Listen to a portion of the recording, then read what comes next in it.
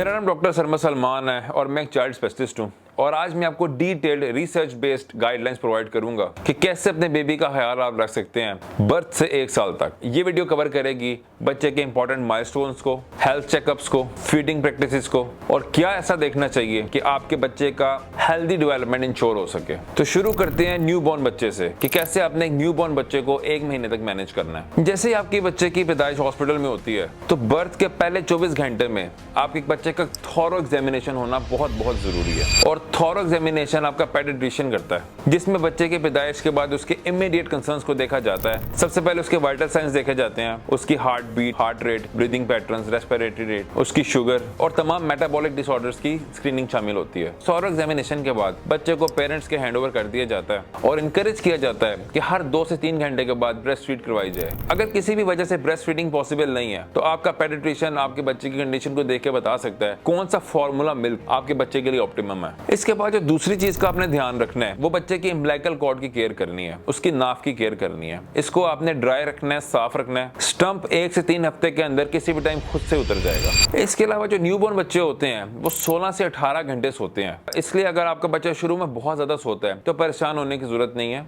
और उसको डिस्टर्ब करने की जरूरत नहीं है। और उसके लिए फर्म मैट्रेस यूज करना है और सॉफ्ट बेडिंग अवॉइड करनी है। और बच्चे को कभी भी आपने स्टमक के बल नहीं लिटाना और हमेशा अपने बच्चे को बैक पर सोने के लिए रखें। फॉरेन जितने भी कंट्रीज हैं वहां पे ऑलमोस्ट हर हॉस्पिटल में बच्चे का हियरिंग टेस्ट कराया जाता है, लेकिन अनफॉर्चुनेटली ये प्रैक्टिस पाकिस्तान में थोड़ी कम है। लेकिन अगर आपका बच्चा दरवाजा खुलने से, बंद होने से या किसी भी शोर से डरता है तो समझ जाएंगे उससे कोई हियरिंग इश्यू नहीं है। इतने छोटे बच्चे को 100 पे टेम्परेचर होना भी नॉर्मल है। अगर वो दिन में 5 मोशन करता है या 5 दिन में 1 भी नहीं करता वो भी नॉर्मल है। तो आपने बच्चे को दवाइयों से दूर रखना है। और इसके अलावा जो सबसे जरूरी चीज जो इस एज ग्रुप में होती है वो ये है कि आपने जॉन्डिस को मॉनिटर करना है। अगर तो पहले दिन में जॉन्डिस आना शुरू होता है वो खराब जॉन्डिस होता है, वो पैथोलॉजिकल जॉन्डिस होता है। उसके लिए आपको लाजमी तौर पर अपने पेडियाट्रिशियन से कंसल्ट करना पड़ेगा। अगर वो 3 दिन के बाद शुरू होता है जो कि नॉर्मली हर बच्चे को होता है तो वो फिजियोलॉजिकल जॉन्डिस यानी नॉर्मल जॉन्डिस होता है जो हर बच्चे को होता है। लेकिन आपने उसमें भी ख्याल रखना होता है कि अगर वो एक खास हद से ज्यादा बढ़ना शुरू होता है और नीचे बॉडी पे चलना शुरू होता है तो लाजमी अपने डॉक्टर से कंसल्ट करें, अदरवाइज उसके बड़े सीवियर साइड इफेक्ट्स हो सकते हैं। कनेक्टरस हो सकता है और जिसका ट्रीटमेंट एक्सचेंज ट्रांसफ्यूजन होता है, यानी बच्चे का पूरा ब्लड को एक फ्रेश डोनर के ब्लड से एक्सचेंज करना पड़ता है, जिसके बहुत सारे लाइफ लॉन्ग कॉम्प्लिकेशन और साइड इफेक्ट्स हो सकते हैं। और अगर आप इसको टाइमली पकड़ लेते हैं तो इसका इलाज बहुत ही सिंपल है। सिंपल फोटोथेरेपी की जाती है बच्चे की, जिससे उसका पूरा जॉन्डिस ब्रेक डाउन हो जाता है। इसलिए आपने मेक श्योर करना है कि अगर आपको लगता है कि आपके बच्चे का जॉन्डिस एक खास हद से ज्यादा बढ़ है तो उसको अपने डॉक्टर को लाजमी चेक करवाना है। और अदरवाइज अगर वो मॉडरेट कंडीशन में है तो उसे सनलाइट एक्सपोजर कराएं। जैसे मैंने आपको बताया, दिन में 5 मोशन करना, 5 दिन में 1 भी ना करना, 100 पे फीवर चले जाना, ये सब कुछ नॉर्मल है।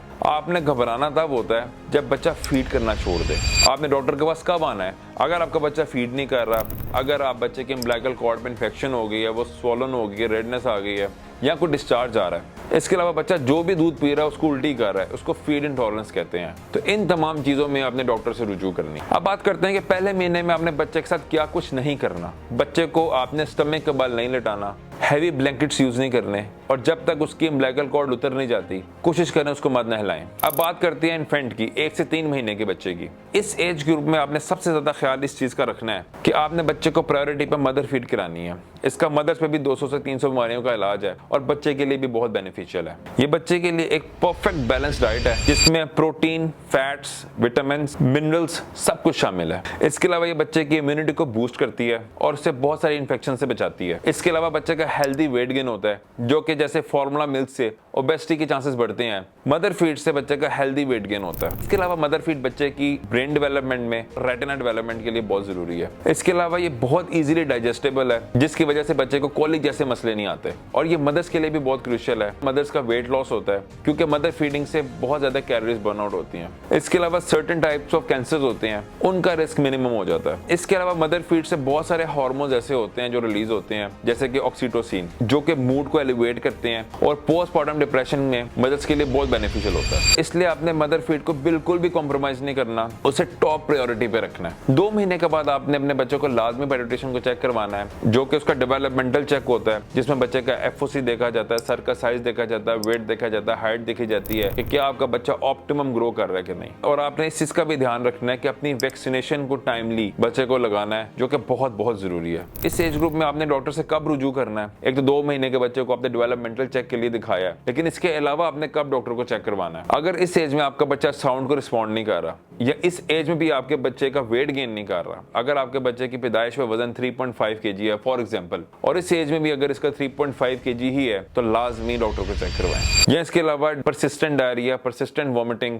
या कोई अनयूजुअल रैश सा बन जाए, तब आपने डॉक्टर से रुजू करनी होती है। इस एज के बच्चे को क्राउडेड जगहों पे बिल्कुल नहीं लेके जाना आपने, क्योंकि इस एज में हाई रिस्क ऑफ इन्फेक्शंस होती हैं। इस एज के बच्चे को कभी भी सॉलिड्स इंट्रोड्यूस नहीं करवाने, और घर में भी बहुत ज्यादा विजिटर्स और शोर को थोड़ा अवॉइड करें। अब बात करते हैं 4 to 6 मंथ्स के बच्चों की। ये वो टाइम होता है जब आप सॉलिड इंट्रोड्यूस करवा सकते हैं। 5.5 महीने के बाद आपने पानी लाजमी इंट्रोड्यूस करवाना है, और कोशिश करें कि हर बार आप कोई नया चीज इंट्रोड्यूस करें ताकि एलर्जीज मॉनिटर हो सके। और इस एज में आपने नोटिस करना है कि बच्चे के माइलस्टोन्स ठीक से डेवलप हो रहे हैं, बच्चा क्या टॉयज को पकड़ रहा है, बच्चा आपकी बातों को रिस्पॉन्ड कर रहा है, ये बहुत जरूरी है। इस एज में आपने डॉक्टर से कब रुजू करना है कि आपका बच्चा अगर अभी तक रोल ओवर नहीं कर पाता, आपने सॉलिड इंट्रोड्यूस कराए हैं और उन्हें टॉलरेट नहीं कर पा रहा, या कुछ नया फूड इंट्रोड्यूस करने के बाद उसे किसी भी किस्म का रिएक्शन होता है या वो उल्टियां करता है, तब आपने अपने डॉक्टर से लाजमी रुजू करना होता है। इस बात का बड़ा एहतियात करना है कि हर चीज का एक टाइम होता है। कोई भी चीज अपने टाइम से पहले करेंगे तो उसके साइड इफेक्ट्स होते हैं। आपने गाय भैंस का दूध 1 साल से पहले बिल्कुल भी बच्चे को इंट्रोड्यूस नहीं करना। इसके अलावा आपने हनी, शहद 1 साल से पहले अपने बच्चे में इंट्रोड्यूस नहीं करना। इससे उन्हें फूड पॉइजनिंग हो सकती है या एलर्जी हो सकती है। इसके अलावा आपने अपने बेबी के फूड में सॉल्ट, शुगर और आर्टिफिशियल स्वीटनर्स ऐड नहीं करने, और वॉकर्स को डिस्करेज करें, उन्हें यूज ना करें। एक तो वो बड़े डेंजरस हो सकते हैं, दूसरा वो नेचुरल डेवलपमेंट में इंटरफेयर करते हैं। अब बात करते हैं 7 से 9 महीने के बच्चे की। इसमें आपने अपने बच्चे को सेल्फ फीडिंग इंकरेज करनी है। अपने हाथ से खिलाने की बजाय उन्हें इंकरेज करें कि वो अपने हाथ से खुद खाएं। इस उम्र में जो सबसे अच्छा फूड होता है वो बनानास हैं, कैरेट्स हैं और चीज है। बच्चे को क्रॉलिंग करने के लिए एक सेफ प्लेस प्रोवाइड करें, बहुत जरूरी है। इस एज में एक्सीडेंट्स बहुत सारे होते हैं, तो आपने एक बेबी प्रूफ एरिया इंश्योर करना है ताकि किसी भी किस्म के एक्सीडेंट्स को अवॉइड किया जा सके।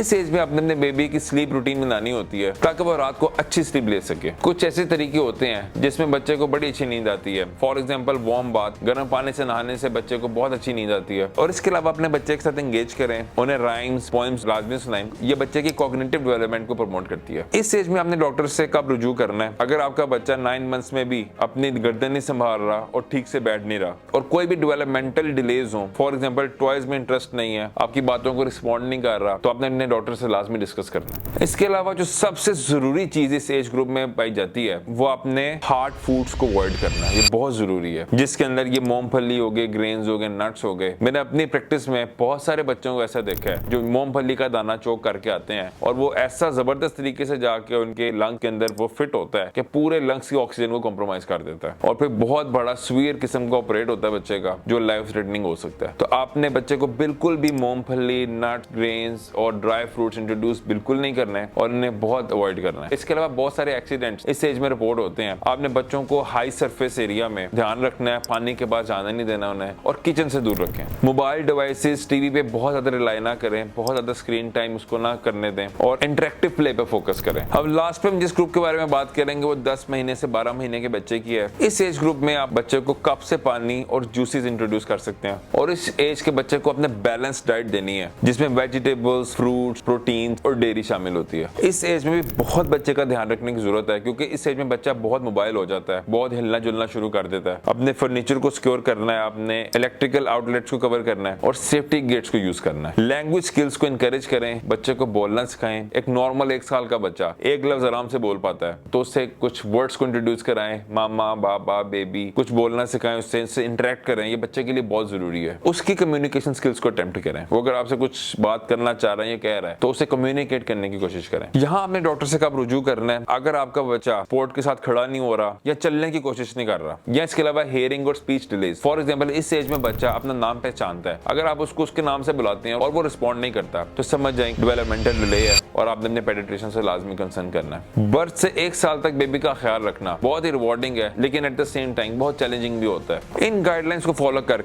और अपने बेबी की हेल्थ और डेवलपमेंट पर विजिलेंट रहकर आप इंश्योर कर सकते हैं कि उसके आने वाले साल स्ट्रॉन्ग फाउंडेशन पर हों। कोई भी कंसर्न्स और क्वेश्चंस के लिए अपने पेडिट्रिशियन को लाजमी विजिट करते रहें, ताकि उसके माइलस्टोन्स कंप्लीट होते रहें और आपका बच्चा अच्छा ग्रो करता रहे। उम्मीद है आप लोगों ने इस वीडियो में बहुत ही वैल्यूएबल गाइडलाइन सीखी होंगी। मजीद मजीद किसी किस्म का कोई क्वेश्चन है, कोई इशू है तो आप कमेंट्स में बता सकते हैं। मिलते हैं आपसे अगली वीडियो में, देखने के लिए बहुत बहुत शुक्रिया।